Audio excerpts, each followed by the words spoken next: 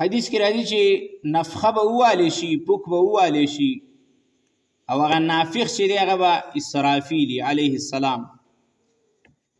نو خلک به د قبرونو نه راپاسي او حفاتن عراتن غرلن، خپې بله به وي او لغړ به وي.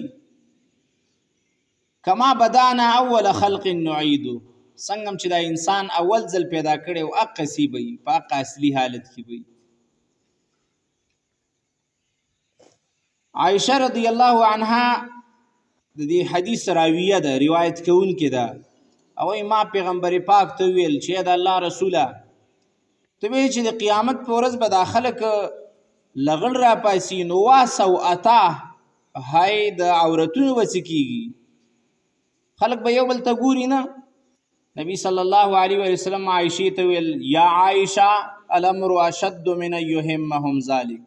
یا عایشې خبره ډیره سخته ده، څوک دا قص نشي کولی چې یو بل ته نظر وکړي په هغه ورځ باندې.